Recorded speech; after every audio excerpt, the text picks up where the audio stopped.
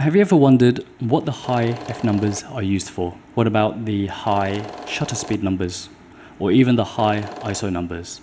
There are appropriate settings to help you get a better photo in certain instances, and that's what we're going to explore today. Now keep in mind, when you focus on a specific range of the setting, your other settings will need to compensate to get the correct amount of exposure. A slow shutter speed is going to give you a more stylistic effect, showing motion blur. Your sensor is going to be exposed to more light, meaning it's going to be great for low light situations. Now this range is not good for capturing details like portraits or faces, just because it can blur so easily.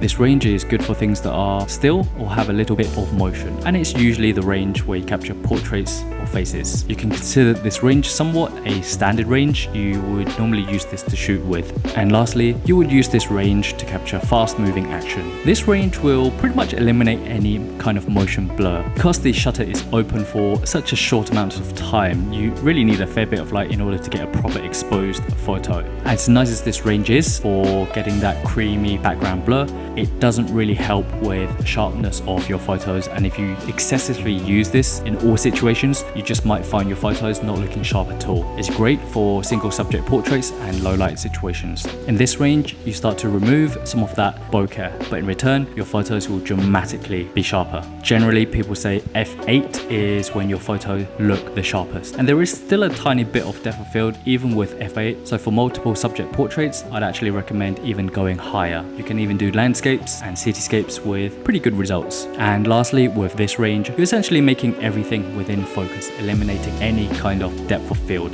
A range you can do great landscape and cityscape photos where you want everything to be in focus. But because the aperture now is so small, you will need way more light in order to get a decent exposure. And finally, we have the ISO, which in low range will give you less noise, but you need more light in order to expose your photo. Daytime usage is great, but don't be afraid to dial it up when needed, even during the day. This next range is generally for the lower light situations and still won't introduce too much noise to your photos. And this range is for the very low light situations. This is going to introduce a fair amount of grain to your photos. But sometimes you just may need to use this range when you can't stop down your f number or use a slower shutter speed. For example, fast moving action in low light situations. And there we have it. A whole handful of scenarios that we can use the aperture, shutter speed and ISO for. Again, it's not a hard rule, but different styles of shooting call for different usages of these settings. If you're starting out, try sticking with these scenarios until you feel comfortable deviating and trying something different. Hopefully this has helped you. Hit the like button, and if you found this video useful, consider subscribing for more. Have a great day. Until next time, bye.